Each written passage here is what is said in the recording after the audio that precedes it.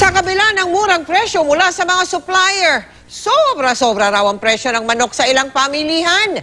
Kaya ang Department of Trade and Industry nananawagan sa mga lokal na pamahalaan na tulungan sila na manghuli ng mga nananamantala. Nakatutok si Bernadette Reyes. 140 pesos ang kilo ng manok sa Trabaho Market sa Maynila. 150 pesos naman kung choice cuts. Kaya si Aling Betty, para makamenos, ang mas murang backbone ng manok na lang ang binili na 100 pesos ang kilo. Tama na yun, kulang ang pera, ba't kailangan mag-budget?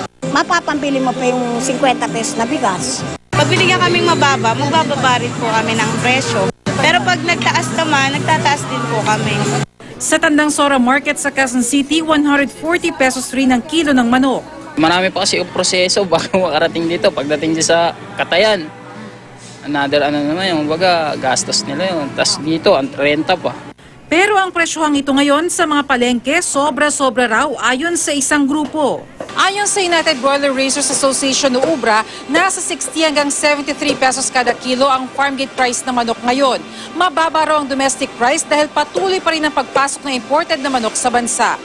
Kung ipapatong ang 50 pesos na kita ng mga traders at retailers, dapat 110 hanggang 123 pesos lang ang kilo ng manok sa mga pamilihan.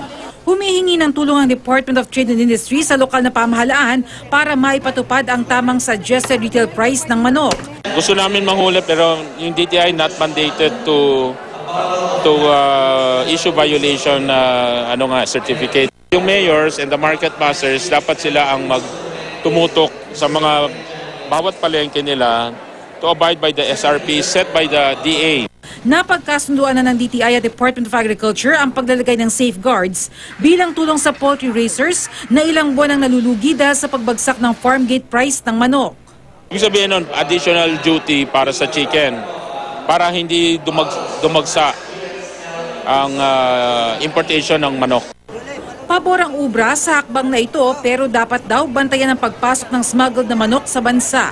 Yung ganyan na special safeguard, kung smuggle, wala din sa isa yan. Kung hindi din ihigpat, higpitan yung smuggling. Bernadette Reyes, Nakatutok, 24 Oras.